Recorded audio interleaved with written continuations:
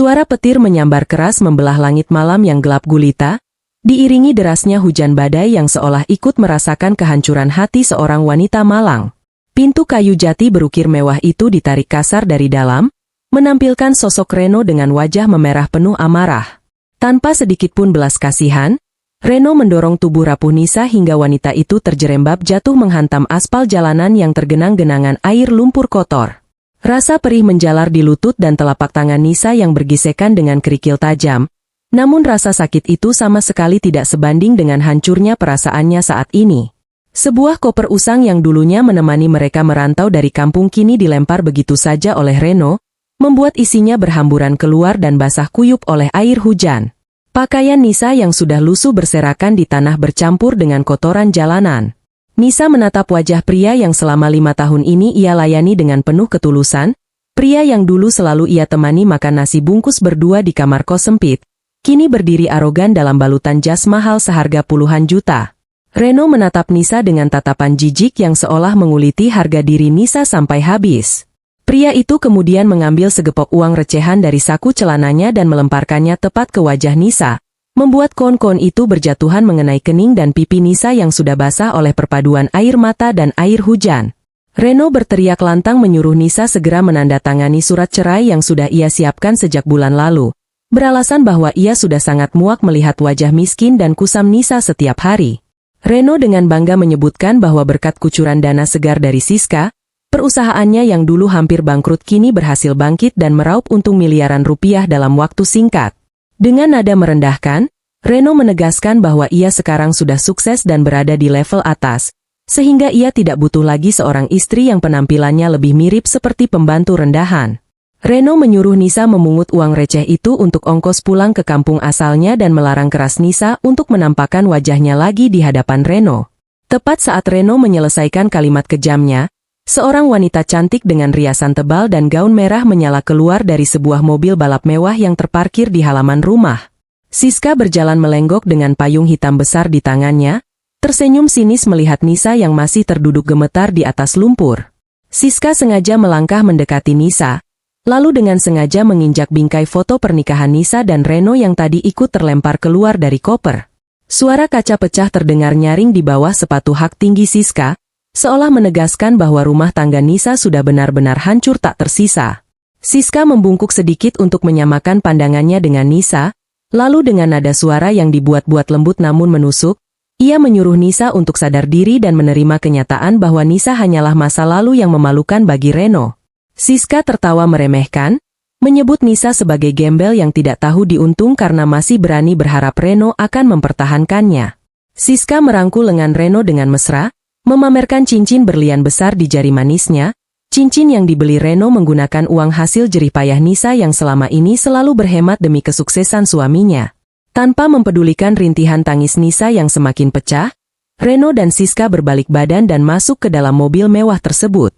Suara mesin mobil mengaum membelah kebisingan hujan, lalu melaju kencang meninggalkan pekarangan rumah, sengaja melindas genangan air hingga mencipratkan lumpur kotor yang langsung mengenai wajah dan pakaian Nisa. Nisa tertinggal sendirian di tengah dinginnya malam yang menusuk tulang, memunguti satu persatu pakaian basahnya dengan tangan bergetar hebat. Ia memeluk erat foto pernikahannya yang kacanya sudah hancur lebur. Dadanya sesak karena tidak menyangka pengorbanannya bekerja pagi sampai malam di pabrik demi menyekolahkan Reno dan memberinya modal usaha ternyata dibalas dengan pengkhianatan sekejam ini. Nisa menengadah ke langit malam yang gelap gulita, membiarkan air hujan membasuh wajahnya yang penuh air mata. Dalam hati yang hancur berkeping-keping, ia merintih dalam keputusasaan yang sangat dalam. Ia berdoa dengan suara serak yang hampir hilang, memohon keadilan atas apa yang menimpanya. Ya Allah, kenapa orang yang selalu kutemani dari titik nol tega melakukan kejahatan sekejam ini kepadaku? Jika memang ini adalah jalan takdir MU, tolong berikan hamba kekuatan dan keikhlasan untuk bangkit dari kehancuran ini, tunjukkanlah kuasamu atas segala kesabaran hamba selama ini. Keesokan harinya Nisa memulai perjuangan beratnya untuk bertahan hidup di tengah kerasnya ibu kota tanpa membawa uang sepeser pun. Koper usangnya terpaksa ia titipkan di sebuah warung kecil milik ibu tua yang berbaik hati memberinya segelas teh hangat pagi itu. Sementara Nisa berjalan kaki menyusuri trotoar jalanan mencari lowongan pekerjaan apa saja yang bisa ia lakukan. Ia mendatangi belasan toko, warung makan, hingga pabrik kecil untuk melamar sebagai tenaga cuci piring atau buruh angkut. Namun tidak ada satupun yang mau menerimanya. Penampilan Nisa yang terlihat sangat berantakan dengan baju yang belum dicuci sejak malam kehancuran itu membuat banyak pemilik toko mengiranya sebagai pengemis dan langsung mengusirnya bahkan sebelum Nisa sempat membuka mulut untuk bertanya. Terlebih lagi, Nisa tidak membawa kartu identitas sama sekali karena dompet dan semua surat penting miliknya ditahan oleh Reno di dalam rumah dengan alasan Nisa tidak berhak membawa barang apapun yang dibeli saat mereka menikah. Seharian penuh Nisa berjalan di bawah terik matahari yang menyengat kulit. Perutnya terus berbunyi perih menahan lapar karena sejak kemarin siang ia belum memakan apapun selain meminum air keran dari toilet umum di pom bensin untuk mengganjal perutnya. Memasuki hari ketiga luntang-lantung di jalanan, kondisi fisik Nisa semakin menurun drastis karena kurang tidur dan kurang makan. Malam harinya ia terpaksa tidur beralaskan kardus bekas di emperan toko yang sudah tutup, ditemani gigitan nyamuk dan udara malam kota yang sangat dingin menusuk kulit. Badannya mulai terasa demam dan kepalanya pusing berkunang-kunang setiap kali ia mencoba berdiri terlalu lama. Di dalam saku celananya kini hanya tersisa uang recehan pemberian mantan suaminya malam itu, uang yang jumlahnya sangat sedikit dan hanya cukup untuk membeli sepotong roti tawar murah di minimarket pinggir jalan. Dengan sisa tenaga yang ia miliki, Nisa menyeret langkah kakinya yang terasa berat menuju sebuah minimarket kecil. Ia menukar seluruh recehan kotor itu dengan sebungkus roti tawar polos tanpa selai yang ukurannya cukup kecil. Namun bagi Nisa roti itu terlihat seperti makanan paling mewah yang sangat ingin ia telan saat itu juga. Sambil memeluk roti tawar itu di dadanya, Nisa berjalan gontai mencari tempat sepi untuk duduk dan menikmati satu-satunya makanan yang ia miliki dalam 3 hari terakhir. Nisa menemukan sebuah bangku kayu panjang yang agak sepi di sudut taman kota yang rindang, tempat yang cukup teduh di bawah pohon beringin besar. Ia duduk perlahan sambil memegang perutnya yang terasa melilit menyakitkan akibat asam lambung yang naik karena dibiarkan kosong terlalu lama. Tangannya yang gemetar perlahan membuka bungkus plastik roti tawar tersebut, mencium aroma ragi yang langsung membuat air liurnya menetes menahan lapar. Namun baru saja Nisa hendak menggigit pinggiran roti itu, pandangannya menangkap sebuah pemandangan yang membuat hatinya terenyuh. Tidak jauh dari tempatnya duduk, tepat di pinggir jalur pejalan kaki taman, seorang wanita tua renta berpakaian sangat sederhana tampak berjalan sempoyongan sambil memegangi dadanya. Wajah nenek itu terlihat sangat pucat pasi dengan keringat dingin yang mengucur deras di pelipisnya. Nenek itu mencoba berpegangan pada tiang lampu taman, namun tenaganya seolah habis seketika. Dalam hitungan detik, tubuh renta nenek itu ambruk ke tanah tak sadarkan diri, membuat beberapa orang yang lewat hanya menoleh sekilas namun enggan menolong karena mengira nenek itu adalah gelandangan yang sedang sakit menular. Melihat kejadian itu, Nisa tanpa berpikir panjang langsung meletakkan roti tawarnya di atas bangku dan berlari sekuat tenaga menghampiri nenek tersebut. Ia berlutut di atas tanah berdebu, mengangkat kepala nenek itu perlahan dan meletakkannya di atas pangkuannya sambil menepuk pelan pipi keriput sang nenek untuk menyadarkannya. Nisa berteriak meminta tolong kepada orang-orang yang berlalu lalang di sekitar taman, namun tidak ada satu orang pun yang peduli dengan nasib mereka berdua. Kehidupan kota yang keras membuat orang-orang menjadi apatis dan menutup mata terhadap penderitaan orang lain, menganggap urusan menolong orang asing di jalanan hanya akan mendatangkan masalah baru bagi mereka. Nisa menyadari bahwa nenek ini pingsan bukan karena penyakit berat, melainkan karena kelelahan parah dan kelaparan hebat, persis seperti yang sedang dirasakan oleh Nisa saat ini. Perut nenek itu terdengar berbunyi nyaring, bibirnya pecah-pecah mengering kekurangan cairan. Nisa menoleh ke arah bangku kayu tempat rotinya berada, menelan ludah menahan lapar yang menggerogoti perutnya sendiri, lalu kembali menatap wajah pucat nenek di pangkuannya. Ia harus memilih antara menyelamatkan dirinya sendiri dari kelaparan atau menolong wanita tua yang sama sekali tidak ia kenal ini. Naluri keibuan dan kebaikan hati Nisa yang memang sudah tertanam sejak kecil mengalahkan rasa laparnya yang luar biasa. Ia menyadari bahwa membiarkan nenek ini kelaparan bisa berakibat fatal bagi nyawanya. Sementara Nisa merasa dirinya masih cukup muda dan kuat untuk menahan lapar sedikit lebih lama lagi. Nisa bergegas mengambil roti tawarnya, merobek sedikit bagian tengah roti yang paling lembut, lalu dengan sangat hati-hati menyuapkannya ke mulut nenek itu. Ia meminta tolong kepada seorang petugas kebersihan taman untuk membawakan sedikit air minum dari botol bekal petugas tersebut. Setelah bibir nenek itu dibasahi dengan air, Nisa memijat pelan tengkuk sang nenek hingga perlahan-lahan mata keriput itu terbuka sayu. Nenek itu menatap Nisa dengan pandangan bingung sekaligus bersyukur, air matanya menetes turun melewati pipinya yang keriput. Nisa tersenyum tulus, menyuapkan sisa roti tawarnya sampai habis tak tersisa ke dalam mulut sang nenek, mengabaikan perutnya sendiri yang kini meronta-ronta perih meminta diisi. Bagi Nisa, melihat nenek itu bisa kembali bernapas lega dan perlahan bisa duduk bersandar padanya, adalah sebuah kebahagiaan kecil yang sejenak mengobati luka di hatinya akibat pengkhianatan suaminya. Nisa bertekad di dalam hati, biarlah Allah yang membalas kebaikannya ini, karena Nisa percaya bahwa pertolongan dari jalanmu tidak akan pernah datang terlambat bagi hamba yang bersabar. Menyadari bahwa kondisi nenek itu masih sangat lemah dan butuh penanganan lebih lanjut, Nisa memutuskan untuk memapahnya menuju sebuah klinik kecil 24 jam yang jaraknya tidak terlalu jauh dari taman kota tersebut. Sepanjang perjalanan, Nisa menyandarkan sebagian besar beban tubuh nenek itu ke bahunya, menahan rasa sakit di lututnya sendiri yang belum sembuh akibat didorong kasar oleh mantan suaminya tempo hari. Sesampainya di klinik, perawat jaga langsung menolong mereka dan membaringkan nenek itu di atas ranjang periksa yang bersih. Dokter mengatakan bahwa nenek itu hanya butuh istirahat total dan cairan infus untuk memulihkan tenaganya yang terkuras habis. Masalah baru muncul ketika perawat meminta biaya pendaftaran dan administrasi awal untuk pemasangan infus tersebut. Nisa merogoh saku celananya yang sudah benar-benar kosong, tidak ada lagi uang recehan tersisa. Ia memohon kepada perawat dan dokter klinik tersebut dengan berlinang air mata, berjanji akan bekerja membersihkan seluruh ruangan klinik itu selama seminggu penuh sebagai ganti biaya perawatan sang nenek, asalkan nenek itu mendapatkan pertolongan pertama malam ini juga. Dokter yang merasa iba melihat ketulusan hati Nisa akhirnya mengangguk setuju dan memberikan perawatan gratis untuk malam itu. Malam itu Nisa duduk bersandar di lantai dingin tepat di samping ranjang tempat nenek itu tertidur pulas akibat pengaruh obat ringan dari dokter. Nisa tidak berani memejamkan mata sedikit pun karena khawatir nenek itu tiba-tiba membutuhkan sesuatu di tengah malam. Ia terus mengawasi tetesan cairan infus yang mengalir masuk ke pembuluh darah sang nenek, sesekali membetulkan letak selimut tipis agar nenek itu merasa hangat dan nyaman. Rasa lapar di perut Nisa kini sudah berubah menjadi rasa kebas. Kepalanya sangat pusing, namun ia terus memaksakan diri untuk tetap terjaga. Ia sama sekali tidak tahu identitas asli dari wanita tua yang sedang ia jaga ini. Ia juga tidak tahu bahwa nenek berpakaian lusuh ini sebenarnya sedang kabur dari pengawalan ketat keluarganya karena merasa sangat bosan dan tertekan dengan aturan ketat di rumah mewahnya. Nisa murni menolong hanya karena rasa kemanusiaan dan empati yang sangat tinggi, sifat tulus yang justru sering dimanfaatkan oleh orang-orang jahat di masa lalunya seperti Reno dan Siska. Sambil memeluk kedua lututnya yang kedinginan di atas lantai ubin klinik, Nisa menatap nanar ke arah jendela kecil yang menampilkan pemandangan jalanan sepi di luar sana, kembali memikirkan bagaimana nasibnya besok pagi jika ia tetap tidak mendapatkan pekerjaan dan tidak memiliki tempat bernaung.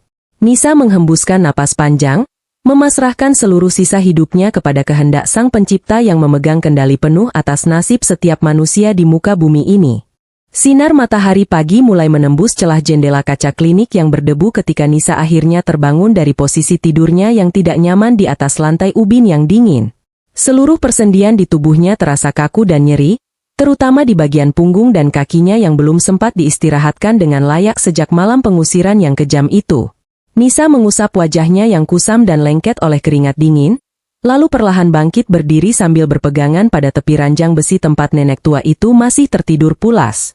Hembusan napas nenek itu kini terdengar jauh lebih teratur dan tenang dibandingkan semalam.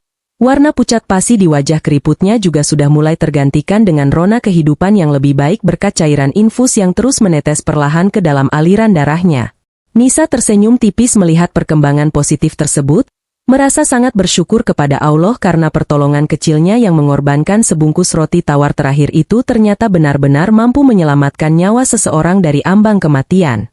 Nisa merapikan letak selimut sang nenek dengan sangat lembut agar tidak mengganggu tidurnya, lalu berniat melangkah keluar ruangan untuk mencari sapu dan kain pel karena ia harus segera menepati janjinya kepada dokter untuk bekerja membersihkan seluruh area klinik sebagai ganti biaya perawatan malam itu. Namun belum sempat Nisa melangkah mencapai gagang pintu ruangan tersebut, sebuah keributan yang tidak biasa tiba-tiba memecah keheningan pagi di sekitar klinik kecil yang biasanya sepi itu.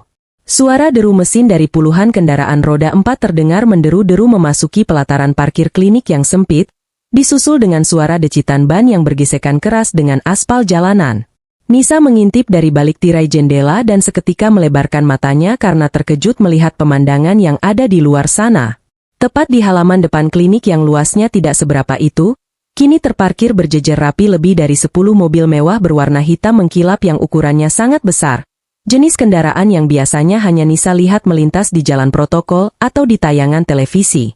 Puluhan pria bertubuh tegap yang mengenakan setelan jas hitam rapi dan kacamata gelap serempak turun dari mobil-mobil tersebut, menyebar dengan cepat dan sigap untuk mengamankan seluruh area perimeter klinik dalam hitungan detik. Warga sekitar dan para pedagang kaki lima yang baru saja mulai menggelar dagangan mereka di seberang jalan tampak berkerumun dengan wajah penasaran sekaligus ketakutan, bertanya-tanya dalam hati siapa gerangan tokoh penting atau pejabat tinggi negara yang mendadak berkunjung ke sebuah klinik kesehatan pinggiran kota di pagi buta seperti ini. Di tengah barisan para pengawal bertubuh kekar tersebut, pintu salah satu mobil mewah yang berada tepat di tengah barisan perlahan terbuka. Seorang pria muda bertubuh tinggi tegap melangkah keluar dengan rahang mengeras dan sorot mata setajam elang yang sedang mencari mangsanya. Pria itu mengenakan kemeja putih bersih tanpa dasi dengan lengan yang digulung rapi hingga sebatas siku, memancarkan aura dominan dan kewibawaan yang sangat pekat hingga membuat siapapun yang melihatnya akan secara refleks menundukkan pandangan. Pria itu adalah Arya, sang presiden direktur dari perusahaan raksasa Aditama, sebuah konglomerasi bisnis terbesar yang menguasai berbagai sektor industri vital di kota ini mulai dari properti hingga pertambangan. Wajah Arya terlihat sangat tegang dan memendam kepanikan yang luar biasa di balik ketenangannya, karena sejak semalam ia telah mengerahkan ratusan anak buahnya untuk mencari keberadaan ibunda tercintanya yang mendadak menghilang dari rumah mewah mereka tanpa membawa alat komunikasi satupun. Setelah melakukan pelacakan semalaman suntuk melalui berbagai jaringan kamera pengawas jalanan, akhirnya salah satu tim keamanannya berhasil menemukan jejak sang ibu yang dibawa masuk ke dalam klinik kecil ini oleh seorang wanita gelandangan.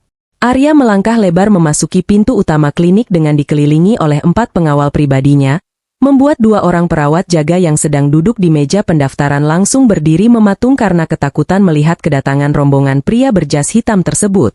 Tanpa membuang waktu untuk berbasa-basi, Arya langsung memerintahkan asisten pribadinya untuk menanyakan keberadaan seorang wanita tua dengan ciri-ciri pakaian yang dikenakan ibunya semalam.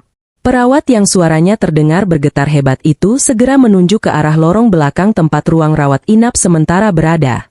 Arya setengah berlari menyusuri lorong sempit tersebut, mengabaikan bau obat-obatan murah yang menyerbak di udara. Hatinya terus merapal doa memohon pertolongan dari kuasamu agar ibunya ditemukan dalam keadaan selamat tanpa kurang suatu apapun. Ketika Arya mendorong kasar pintu kayu ruangan bernomor 3 itu, langkah kakinya mendadak terhenti dan napasnya seolah tertahan di tenggorokan saat melihat ibunya terbaring lemah di atas ranjang besi berkarat dengan selang infus menancap di punggung tangannya. Arya segera berlutut di samping ranjang, menggenggam erat tangan ibunya yang mulai keriput, lalu mengecup dahi ibunya berkali-kali dengan mata yang mulai berkaca-kaca menahan kelegaan yang luar biasa besar karena akhirnya berhasil menemukan harta satu-satunya yang paling berharga dalam hidupnya itu. Kehebohan yang terjadi di dalam ruangan sempit itu membuat Nyonya Ratna perlahan membuka matanya yang masih terasa berat. Saat melihat wajah putra tunggalnya yang sangat ia rindukan berada tepat di depan matanya, Nyonya Ratna tersenyum lemah dan mengusap pelan pipi Arya. Nyonya Ratna meminta maaf dengan suara parau karena sudah membuat seluruh isi rumah panik dengan aksi kaburnya. Ia bercerita bahwa ia hanya merasa sangat bosan dan tertekan karena terus-menerus dikurung di dalam rumah mewah bagaikan burung dalam sangkar emas dengan alasan keamanan dan kesehatan. Namun kemudian nada suara Nyonya Ratna berubah menjadi sangat serius dan penuh haru saat ia mulai menceritakan kejadian nahas yang menimpanya di taman kota semalam. Nyonya Ratna menjelaskan kepada Arya bahwa ia hampir saja kehilangan nyawanya karena serangan kelaparan hebat dan kelelahan parah jika saja tidak ada seorang wanita berhati malaikat yang bersedia menolongnya. Nyonya Ratna menceritakan dengan detail bagaimana wanita itu menyuapkan satu-satunya makanan yang ia miliki tanpa ragu, lalu memapahnya dengan susah payah berjalan jauh menuju klinik ini. Bahkan wanita itu rela tidur bergelung kedinginan di lantai ubin semalaman suntuk hanya demi memastikan Nyonya Ratna tidak sendirian saat terbangun nanti. Mendengar cerita ibunya yang sangat menyentuh hati itu, Arya perlahan menolehkan kepalanya ke arah sudut ruangan tempat ibunya menunjuk. Di sana, berdiri Nisa dengan tubuh gemetar ketakutan melihat belasan pria berjas hitam yang memenuhi ruangan sempit itu. Arya memindai penampilan Nisa dari ujung rambut hingga ujung kaki dengan tatapan menyelidik yang sangat tajam. Ia melihat seorang wanita muda dengan wajah yang sangat pucat dan kusam, rambutnya kusut masai, pakaiannya kotor penuh noda tanah liat basah dan beberapa bagian kainnya tampak robek kecil. Benar-benar terlihat seperti seorang gelandangan yang sudah berhari-hari hidup di jalanan tanpa rumah. Selama hidupnya bergelimang harta dan kekuasaan, Arya sudah terlalu sering bertemu dengan berbagai macam jenis manusia yang mencoba mendekati keluarganya hanya demi mendapatkan kucuran harta. Banyak orang-orang licik yang berpura-pura baik dan rela melakukan skenario penyelamatan palsu hanya untuk memeras uang dari keluarga Aditama. Namun ketika tatapan mata Arya bertemu langsung dengan sepasang mata coklat gelap milik Nisa, Arya sama sekali tidak menemukan kilatan keserakahan atau kelicikan di sana. Mata wanita kusam itu hanya memancarkan kejujuran yang murni, kepolosan, dan penderitaan hidup yang sangat dalam, sebuah tatapan yang entah mengapa membuat dinding pertahanan Arya yang selama ini sangat dingin mendadak runtuh begitu saja. Arya bangkit berdiri dari posisinya, membenarkan letak kemejanya, lalu berjalan perlahan mendekati Nisa yang semakin menundukkan pandangannya ke lantai karena merasa sangat rendah diri dan tidak pantas berhadapan dengan pria berwibawa ini. Arya berdehem pelan untuk membersihkan tenggorokannya. Lalu dengan nada suara yang berat dan tegas ia mengucapkan rasa terima kasih yang sebesar-besarnya atas nama keluarga Aditama karena Nisa telah menyelamatkan nyawa ibunya. Sebagai bentuk balas budi dan rasa syukurnya, Arya dengan santai menawarkan imbalan uang tunai senilai 5 miliar rupiah, sebuah apartemen mewah di pusat kota, beserta jaminan kehidupan yang layak seumur hidup kepada Nisa. Asisten pribadi Arya bahkan sudah mengeluarkan sebuah buku cek dari dalam tas kerjanya dan bersiap menuliskan nominal angka fantastis tersebut saat itu juga. Para perawat jaga yang mengintip dari balik pintu ruangan tampak menutup mulut mereka menahan jeritan terkejut mendengarkan tawaran gila tersebut, membayangkan bahwa wanita gembel itu akan mendadak menjadi seorang miliarder baru dalam waktu kurang dari 1 menit. Namun reaksi yang diberikan Nisa benar-benar berada di luar dugaan semua orang yang ada di ruangan tersebut. Terutama Arya. Alih-alih melompat kegirangan atau langsung menyambar cek bernilai miliaran rupiah itu dengan rakus, Nisa justru mundur 1 langkah dan menggelengkan kepalanya dengan sangat tegas. Dengan suara yang lembut namun penuh keteguhan prinsip, Nisa menolak seluruh tawaran menggiurkan tersebut secara halus. Nisa menjelaskan bahwa ia menolong Nyonya Ratna bukan karena mengharapkan imbalan materi apapun, apalagi sampai memeras kebaikan hati orang lain, melainkan murni karena panggilan nuraninya sebagai sesama manusia yang tidak tega melihat orang tua menderita kelaparan di jalanan.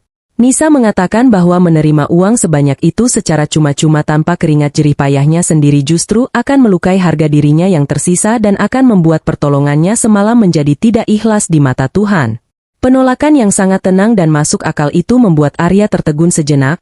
Ia merasa seperti ditampar keras oleh kenyataan bahwa di tengah dunia yang penuh dengan manusia serakah dan gila harta ini, ternyata masih ada jiwa manusia yang begitu bersih dan tulus tanpa pamrih seperti wanita miskin di hadapannya ini. Melihat ekspresi Arya yang masih diliputi kebingungan, Nisa akhirnya memberanikan diri untuk mengangkat wajahnya dan menatap langsung ke arah mata sang presiden direktur. Nisa menyampaikan permohonan maaf jika penolakannya terdengar lancang.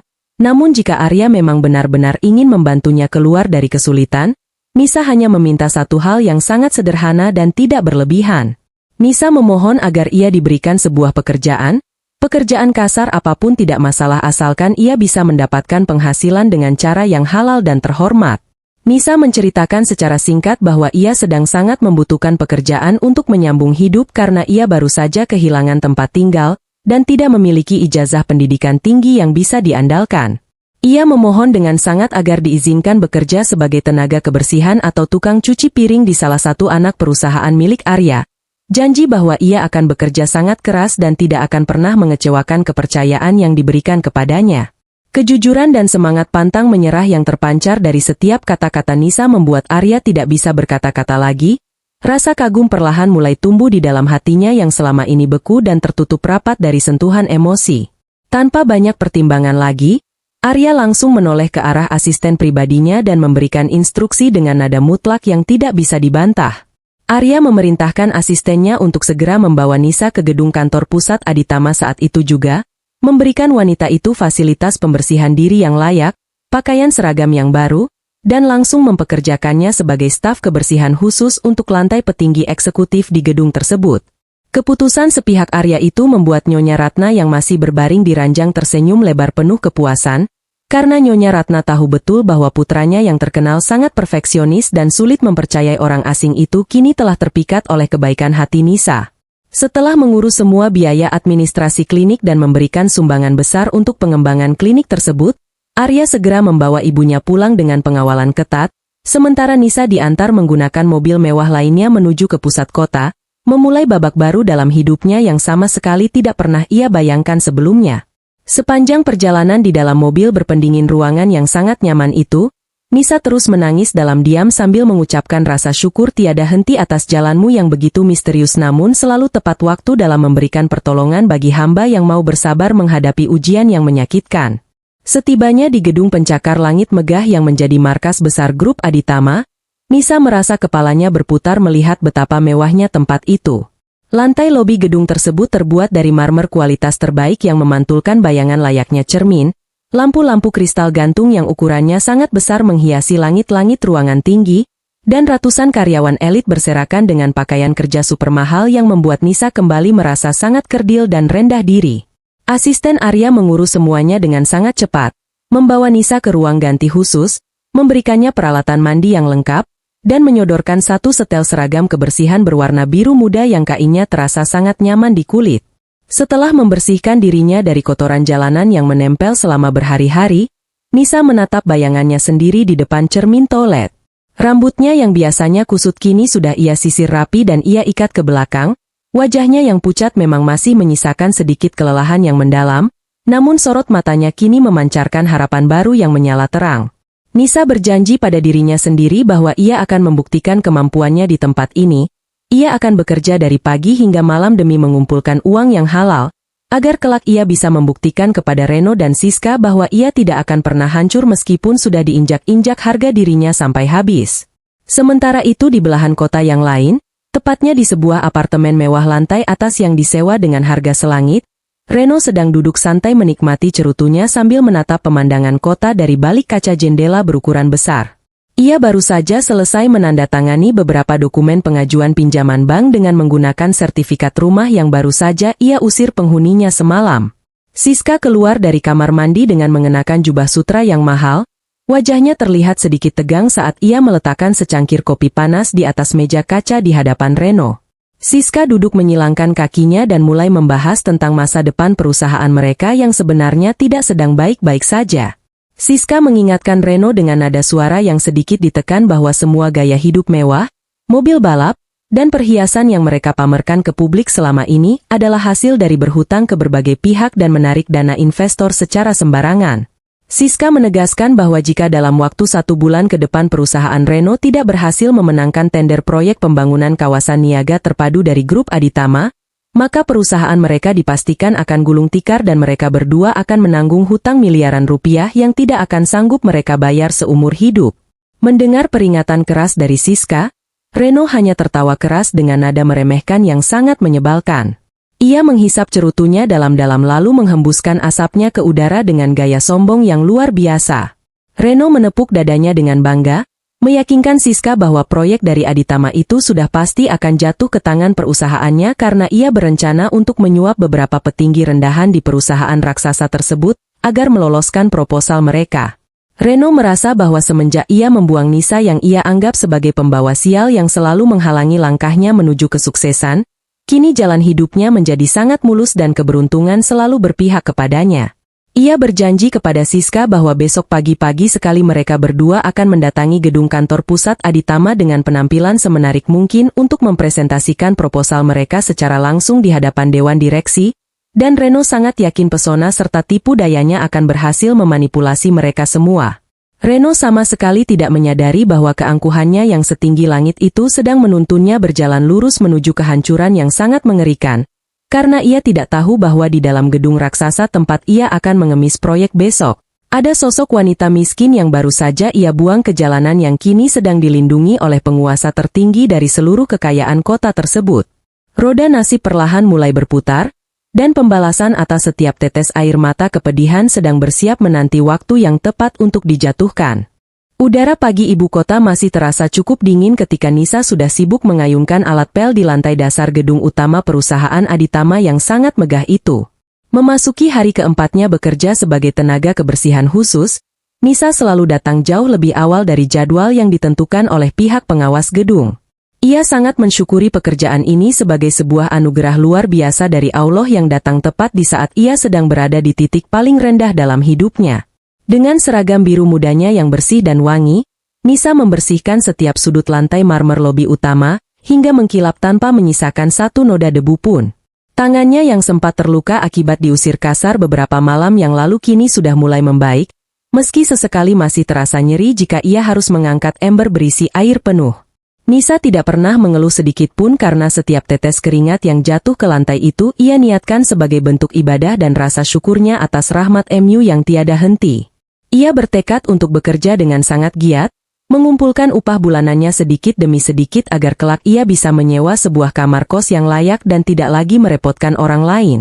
Pagi itu suasana lobi mulai ramai oleh para pegawai kantoran yang berjalan tergesa-gesa melewati area penjagaan keamanan. Aroma parfum mahal dan kopi panas berpadu di udara, namun Nisa tetap menunduk fokus pada pekerjaannya tanpa berani menatap wajah-wajah elit di sekelilingnya karena ia sadar betul posisinya hanyalah seorang pekerja kasar rendahan di tempat semewah ini. Di waktu yang hampir bersamaan, sebuah mobil sewaan mewah berwarna merah terang berhenti tepat di depan pintu kaca utama gedung raksasa tersebut. Reno melangkah keluar dari balik kemudi dengan gaya yang sangat angkuh, membenarkan letak jas setelannya yang sengaja ia pesan khusus dari penjahit ternama demi memberikan kesan sukses di mata para petinggi perusahaan Aditama hari ini. Di sebelahnya, Siska menyusul turun dengan mengenakan kacamata hitam besar dan tas mahal yang harganya setara dengan sebuah rumah kecil. Keduanya melangkah masuk ke dalam lobi gedung dengan dagu terangkat tinggi, seolah-olah merekalah tamu paling penting di tempat megah ini. Padahal di balik penampilan luar biasa mewah itu, dada Reno sebenarnya bergemuruh menahan rasa panik dan cemas yang sangat hebat.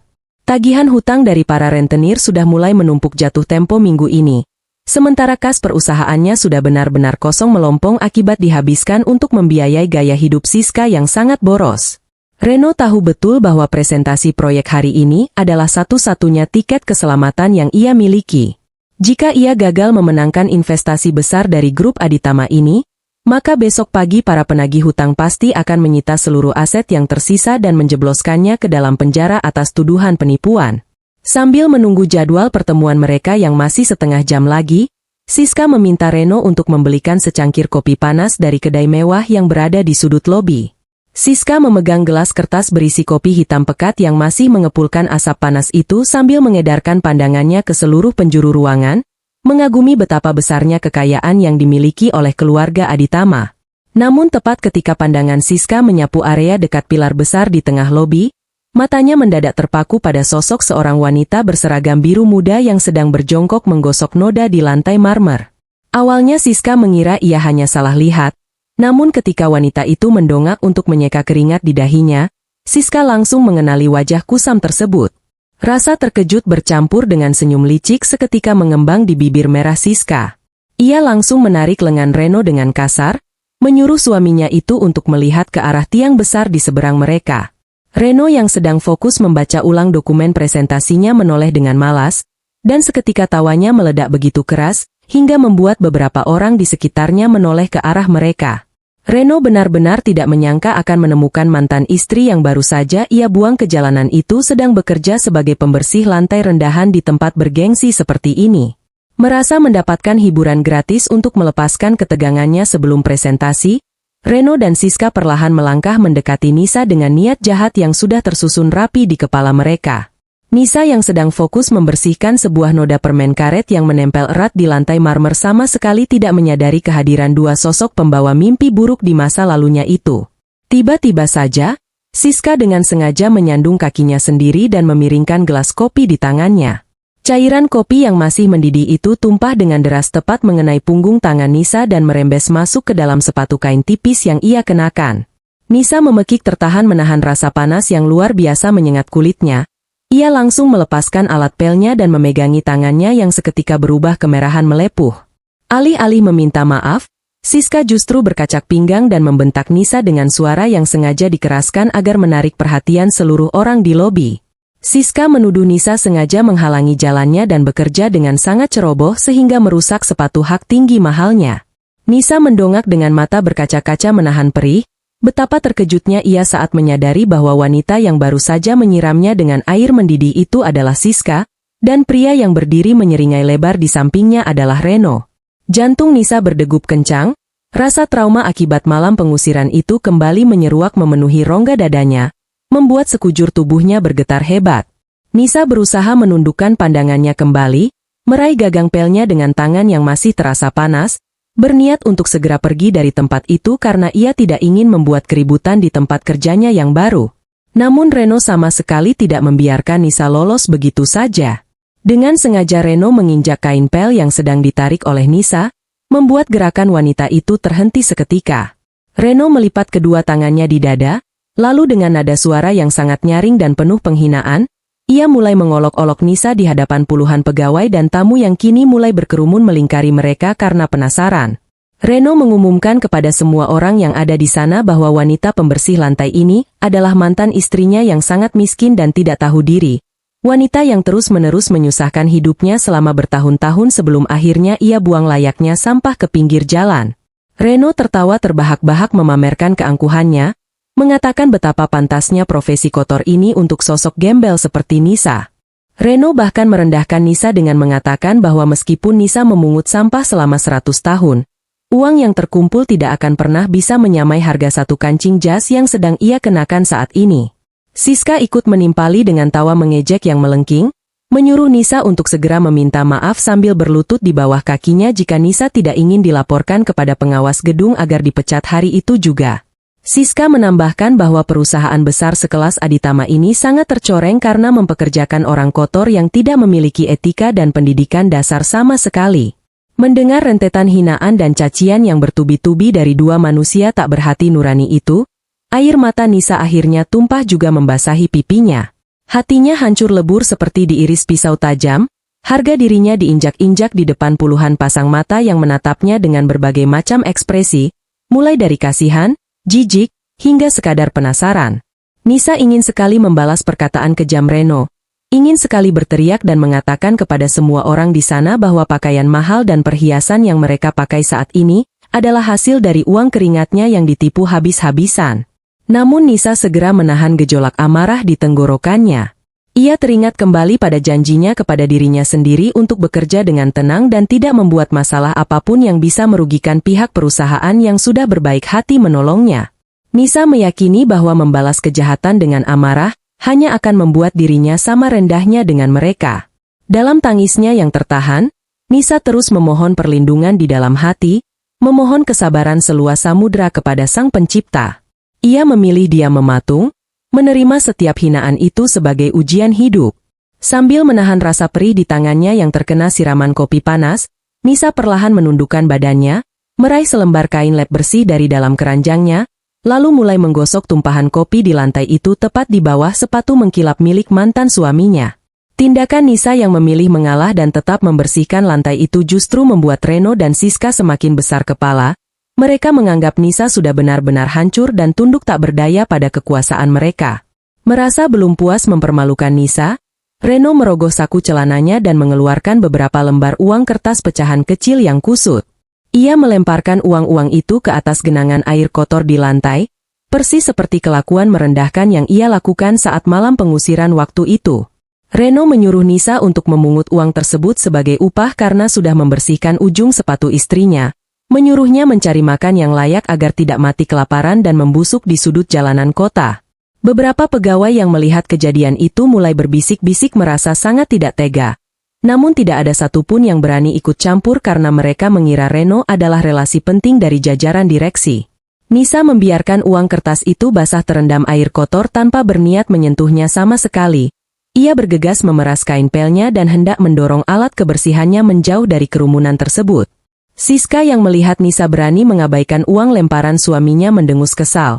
Ia berniat untuk kembali menyandung peralatan Nisa agar tumpah berantakan dan membuat wanita itu mendapat hukuman dari pengawas.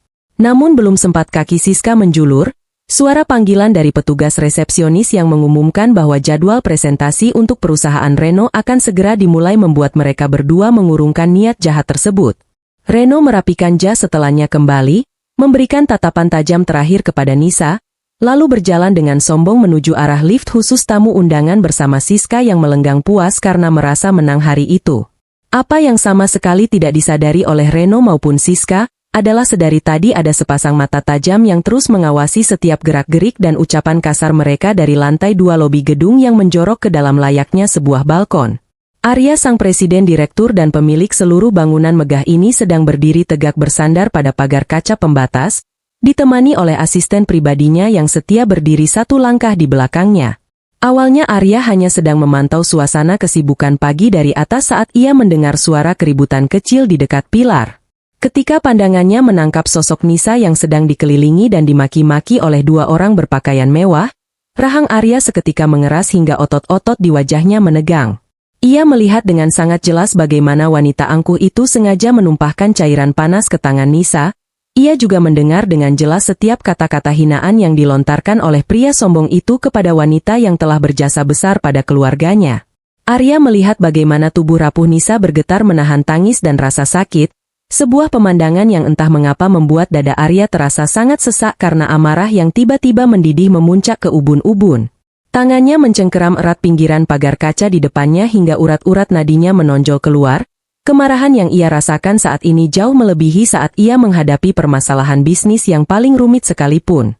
Arya memalingkan wajahnya yang memerah menahan marah, menatap asisten pribadinya dengan sorot mata yang sangat dingin dan mematikan. Tanpa perlu berteriak, suara Arya yang berat dan mendesis itu sudah cukup membuat asistennya menelan ludah menahan tegang. Arya memerintahkan asistennya untuk menunda semua jadwal pertemuan pentingnya pagi ini. Ia menginstruksikan dengan sangat detail agar tim investigasi perusahaan segera membongkar seluruh data pribadi, latar belakang bisnis, sejarah masalah keuangan, hingga riwayat kehidupan masa lalu dari pria bernama Reno dan wanita bernama Siska yang baru saja masuk ke dalam lift tersebut. Arya juga meminta laporan menyeluruh mengenai hubungan masa lalu antara kedua manusia berhati licik itu dengan Nisa, hingga ke akar-akarnya tanpa boleh ada satu informasi pun yang ditutupi. Ia ingin tahu kebenaran macam apa yang membuat pria angkuh itu bisa berbuat sangat kejam kepada Nisa yang Arya kenal memiliki hati selembut malaikat. Asisten Arya mencatat setiap arahan itu dengan cepat melalui buku catatan kecilnya, mengangguk patuh dan berjanji akan meletakkan berkas rahasia tersebut ke atas meja kerja Arya dalam waktu yang sangat singkat. Setelah asistennya berlari pergi melaksanakan tugas, Arya kembali menatap ke arah bawah, melihat Nisa yang sedang duduk diam sendirian di sudut lorong sepi sambil menahan rasa sakit di punggung tangannya yang melepuh merah.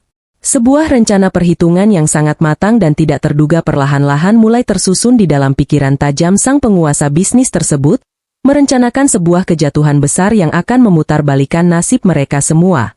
3 jam setelah kejadian memuakan di lobi utama gedung raksasa itu, Arya duduk dengan wajah sangat tegang di balik meja kerja kayu mahoni berukuran besar di ruangannya yang berada di lantai paling atas. Pemandangan kota yang luas dari balik dinding kaca di belakangnya sama sekali tidak mampu mengalihkan perhatiannya dari sebuah map tebal berwarna merah yang baru saja diletakkan oleh asisten pribadinya di atas meja.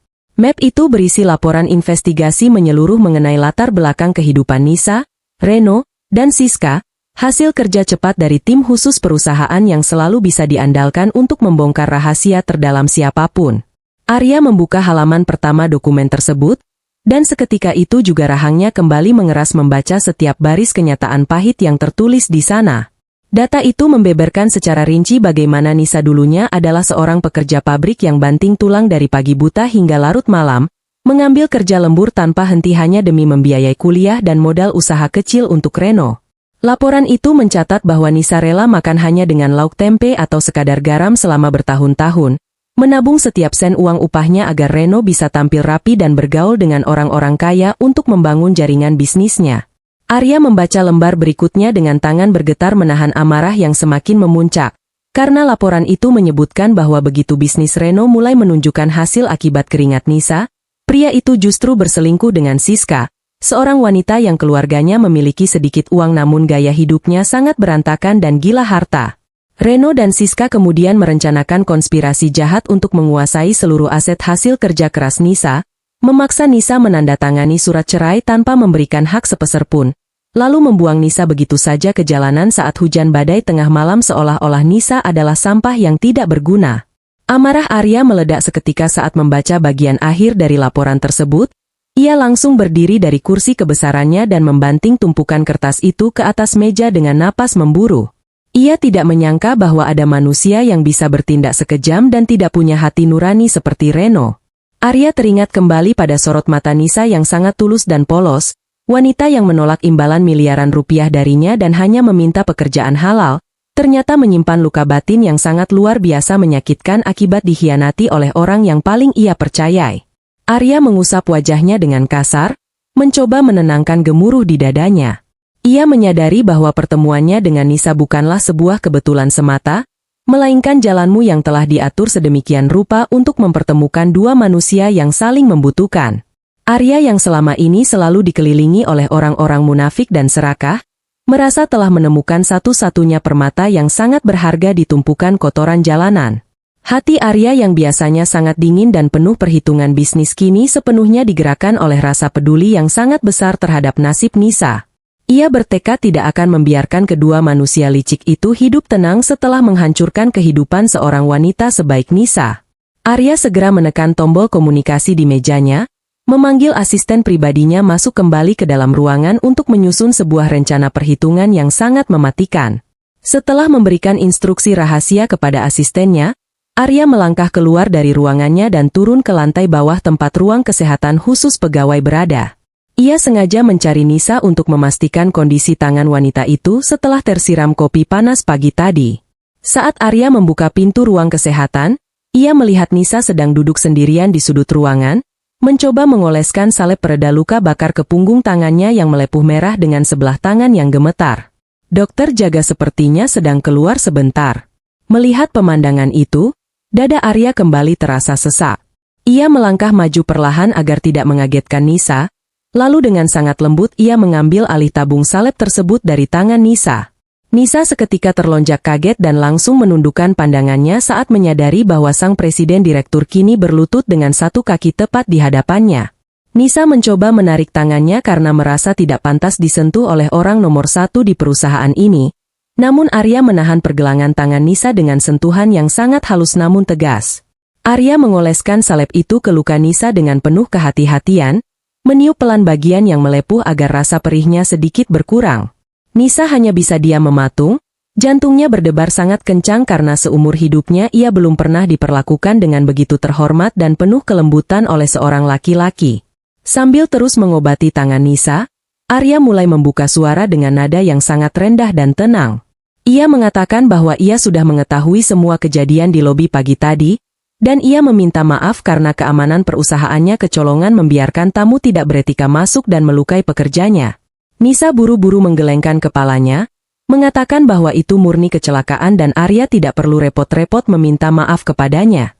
Nisa bercerita dengan suara lirih bahwa ia sudah terbiasa menerima perlakuan kasar dari dua orang tersebut, dan ia memilih diam karena ia yakin bahwa keadilan pasti akan datang pada waktu yang tepat. Nisa tersenyum tipis di sela-sela rasa sakitnya, mengucapkan rasa syukur yang mendalam atas segala ujian ini karena ia percaya bahwa ini adalah cara Allah untuk menguji kesabarannya dan menghapus dosa-dosanya di masa lalu. Mendengar penuturan Nisa yang begitu ikhlas dan penuh kepasrahan pada kehendakmu, hati Arya benar-benar tersentuh hebat. Ia menatap lekat-lekat mata Nisa, mencari kebohongan atau dendam di sana, namun ia hanya menemukan ketulusan yang luar biasa. Arya menyadari bahwa Nisa bukanlah wanita lemah yang hanya bisa menangis meratapi nasib, melainkan wanita bermental baja yang mampu berdiri tegak di atas kehancurannya sendiri. Tepat pada detik itu juga, Arya membulatkan tekadnya untuk menjadikan Nisa lebih dari sekadar pegawai kebersihan di perusahaannya. Ia ingin menjadikan Nisa sebagai pendamping hidupnya yang sah.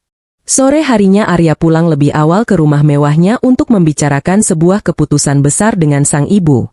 Nyonya Ratna yang sedang duduk menikmati teh sore di taman belakang rumah menyambut putranya dengan senyuman hangat. Arya duduk di samping ibunya, menggenggam tangan wanita yang sangat ia sayangi itu, lalu mulai menceritakan secara lengkap tentang latar belakang masa lalu Nisa dan kejadian buruk yang menimpa Nisa di kantor pagi tadi. Mendengar cerita betapa kejamnya mantan suami Nisa, Nyonya Ratna seketika menangis terseduh-seduh. Hati keibuannya tidak sanggup membayangkan penderitaan yang harus ditanggung oleh wanita muda yang telah menyelamatkan nyawanya itu. Nyonya Ratna meremas tangan Arya dengan kuat, memohon kepada putranya untuk turun tangan melindungi Nisa dari segala kejahatan mantan suaminya. Nyonya Ratna bahkan dengan terang-terangan meminta Arya untuk menikahi Nisa, karena ia sangat yakin bahwa Nisa adalah satu-satunya wanita di dunia ini yang pantas mendampingi Arya. Wanita yang mencintai dan peduli pada sesama tanpa melihat harta atau kedudukan. Arya tersenyum menenangkan ibunya, ia mengangguk mantap dan menyatakan bahwa ia memang berniat melakukan hal tersebut bukan hanya karena permintaan ibunya atau sekadar rasa kasihan, melainkan karena ia sendiri sudah mulai merasakan kekaguman dan ketertarikan yang sangat kuat pada ketulusan hati Nisa. Keesokan paginya Arya memanggil Nisa secara khusus ke ruangannya yang berada di lantai puncak. Nisa masuk dengan langkah ragu dan kepala menunduk, mengira bahwa ia akan diberikan surat pemecatan karena telah membuat keributan di lobi kemarin. Namun alih-alih memberikan surat teguran, Arya justru mempersilakan Nisa duduk di sofa kulit yang sangat empuk. Lalu Arya ikut duduk di seberangnya dengan tatapan yang sangat serius namun hangat. Tanpa membuang waktu dengan basa-basi yang membingungkan, Arya langsung menyampaikan niat baiknya secara terbuka dan terhormat. Arya meminta Nisa untuk menjadi istrinya. Nisa seketika membelalakan matanya terkejut, ia mengira telinganya salah mendengar atau sang presiden direktur sedang salah bicara. Nisa langsung menolak dengan sopan, beralasan bahwa perbedaan derajat sosial mereka berdua ibarat langit dan bumi, ia hanyalah janda miskin yang bekerja sebagai petugas kebersihan, sementara Arya adalah penguasa konglomerasi yang sangat dihormati di seluruh penjuru kota. Nisa mengatakan bahwa pernikahan bukanlah hal yang bisa dijadikan bahan permainan atau sekadar ajang balas budi. Ia tidak ingin kehadiran dirinya justru membawa rasa malu bagi keluarga besar Aditama di mata publik dan rekan bisnis mereka. Namun Arya tidak menyerah begitu saja menghadapi penolakan pertama tersebut. Ia memajukan duduknya, menatap Nisa dengan sorot mata yang penuh keyakinan dan wibawa. Arya menjelaskan dengan panjang lebar bahwa di dunia bisnis yang penuh kepalsuan ini, mencari seorang pendamping yang tulus murni tanpa mengincar hartanya adalah hal yang sangat mustahil baginya.